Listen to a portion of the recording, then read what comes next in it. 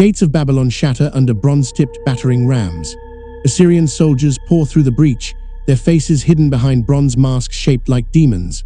Behind them, siege towers taller than any building in the ancient world roll forward through clouds of dust and smoke. This is not a raid. This is annihilation. Within hours, Babylon's streets will run with blood, its temples will burn, and its king will watch his sons die before his own eyes are torn from his skull. The Assyrians do not conquer cities, they erase them from existence, and for 300 years they are unstoppable. We call them the Assyrians, but to the ancient world, they are simply the enemy. Every civilization from Egypt to Persia knows this truth. When Assyrian armies appear on the horizon, you have two choices: submit completely or cease to exist. There is no negotiation, there is no mercy. The Assyrian Empire does not ask for tribute.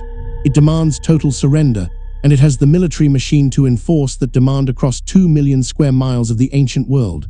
But here is what historians rarely tell you. The Assyrians are not mindless destroyers.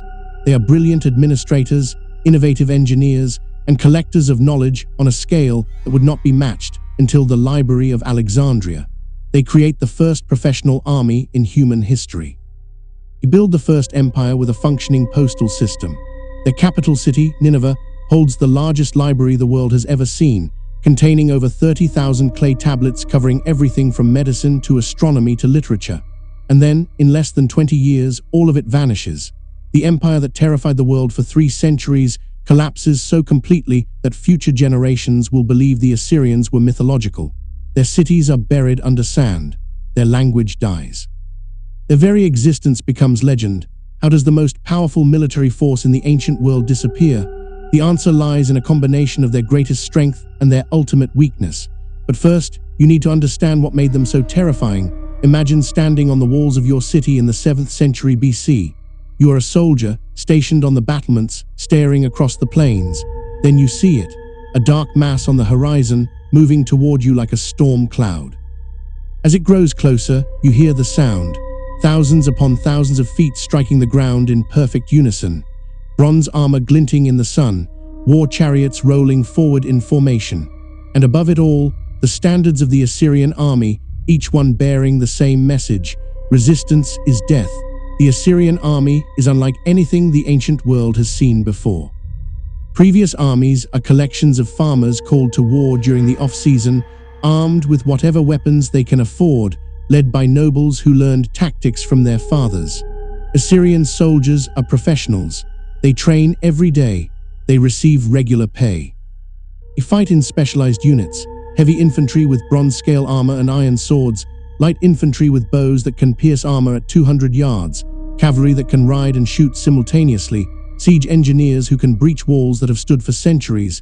But the weapons are not what makes them terrifying. It is the psychological warfare.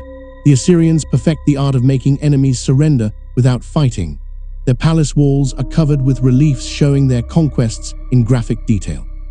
Soldiers impaling captives on stakes, pyramids built from the severed heads of defenders, kings forced to pull the Assyrian emperor's chariot like beasts of burden. These are not exaggerations. They are warnings, carved in stone and visible to every ambassador who enters an Assyrian city. The message is clear: resist, and this is your future. And it works. When word spreads that an Assyrian army approaches, cities calculate their odds: fight and face annihilation, or surrender and become vassals of the empire.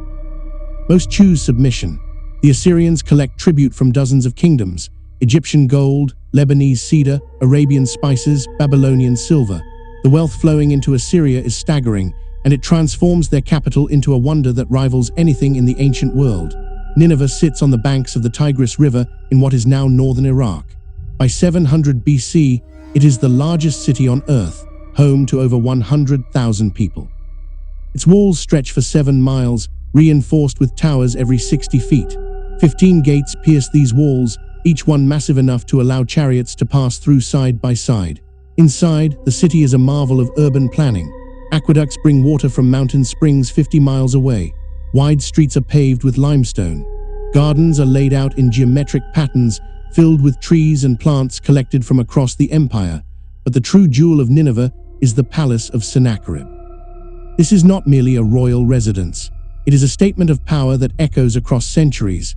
The palace contains over 70 rooms, each one decorated with carved reliefs showing Assyrian military victories. The throne room alone is large enough to hold 1,000 people. Massive human-headed winged bulls, carved from single blocks of stone weighing 40 tons each, guard the entrances. Scribes working in the palace library copy and preserve texts from conquered kingdoms, Sumerian epics, Babylonian astronomical records, Egyptian medical treatises, Hittite treaties. The Assyrians may destroy cities, but they preserve knowledge. Living in Nineveh, if you are Assyrian, means living at the center of the world. Merchants from India sell spices in the markets. Egyptian craftsmen work gold in the metalworking district. Greek mercenaries train in the barracks. King's private zoo contains lions, elephants, and animals brought from the edges of the known world. For the ruling class, life in Nineveh is comfortable, wealthy, and secure, but that security rests on a foundation of terror, and terror breeds hatred. Every kingdom paying tribute to Assyria dreams of revenge. Every vassal state remembers the fate of cities that resisted. The Egyptians have not forgotten the Assyrian invasion that reached Thebes. The Babylonians remember watching their temples burn. Elamites recall seeing their cities depopulated, their people dragged away in chains, and they are all waiting for a sign of weakness. That sign comes in 627 BC, when the Assyrian Emperor Ashurbanipal dies. He has ruled for 42 years, maintaining iron control over the empire through constant military campaigns and brutal reprisals against rebellion.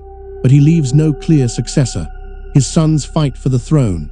Governors in distant provinces see opportunity. Vassal kings stop sending tribute, and in Babylon, a general named Nabopolassar declares independence. The Assyrian army marches south to crush the rebellion. They have done this hundreds of times before. Babylon will burn, its rebels will die, and order will be restored. But this time, something different happens. Nabopolassar forms an alliance with the Medes, a Persian people from the east who have their own grievances against Assyria. Suddenly, the Assyrians are fighting on two fronts. For the first time in 3 centuries, Assyrian armies are losing battles. Cities that have paid tribute for generations stop sending gold. Provincial governors declare themselves independent kings. The empire is fragmenting, and the Assyrian heartland is under threat. In 612 BC, a combined force of Babylonians and Medes lays siege to Nineveh. The city that has never fallen to an enemy, protected by walls that have stood for centuries, is now trapped.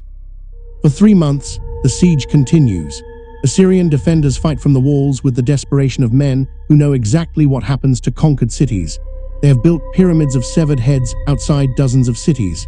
Now those cities are sending soldiers to tear down Nineveh's walls. Ancient sources tell us that the Tigris River floods, weakening a section of the city walls. Modern archaeology suggests the attackers divert the river and use the dry riverbed to enter the city. Whatever the method, Nineveh's walls are breached. The defenders fall back to the palace.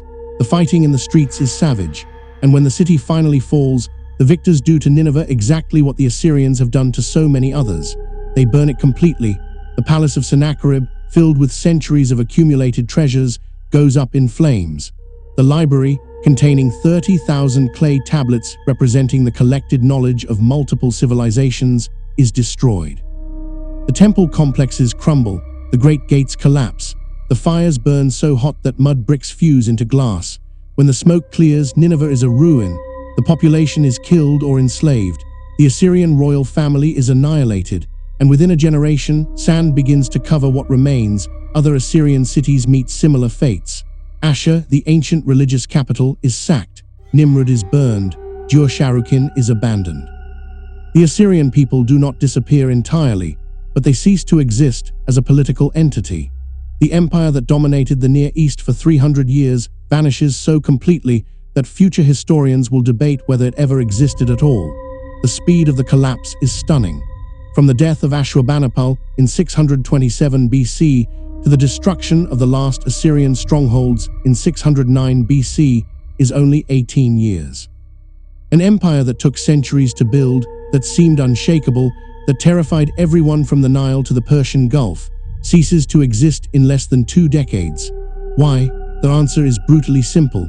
The Assyrians built their empire on fear, and when that fear breaks, everything collapses at once. They never created loyalty in their subject peoples, only resentment contained by terror of reprisal. When the Assyrian armies could no longer project that power, when defeats revealed that they were not invincible, Centuries of accumulated hatred erupted simultaneously. Every kingdom that had bent the knee rose in rebellion. Every city that had paid tribute joined the coalition against Nineveh. The very terror tactics that built the empire guaranteed its complete destruction when it fell. But there is a deeper lesson here about power and empire. The Assyrians perfected the art of conquest, but they never solved the problem of ruling. They could destroy any army and level any city, but they could not make their subjects want to be Assyrian. They collected tribute, but they never created common cause. They preserved knowledge in their libraries, but they could not preserve their own legacy. When Nineveh burned, 300 years of Assyrian civilization went with it. For 25 centuries, the ruins of Nineveh lay buried under sand. Desert tribes occasionally found fragments of carved stone, but they had no context for what they were seeing. By the Middle Ages, travelers to the region had no idea that a great empire once stood here. The Bible mentioned Nineveh as a wicked city destroyed by divine wrath, but most scholars assumed it was mythological, like Atlantis or El Dorado. Then, in the 1840s, archaeologists began excavating the mounds of dirt near Mosul in northern Iraq. What they found stunned the world. The palace of Sennacherib emerged from the sand, its walls still covered with the detailed reliefs showing Assyrian conquests. The library of Ashurbanipal was discovered, its clay tablets baked hard by the fires that destroyed Nineveh, inadvertently preserving the texts for millennia. The massive winged bulls that guarded the palace gates still stood, buried, but intact, after 25 centuries underground. Modern excavations continue to reveal the scale of what was lost. Nineveh was not just a military capital. It was a center of culture, learning, and innovation that was destroyed so thoroughly it became legend. The Assyrian Empire demonstrates how quickly human achievement can be erased when power is built on fear rather than cooperation. The empire that seemed eternal in 650 BC was a memory by 600 BC and a myth by 400 BC. Standing today among the ruins of Nineveh, you can still see fragments of the walls, sections of palace reliefs, and the outlines of the great city that once stood here.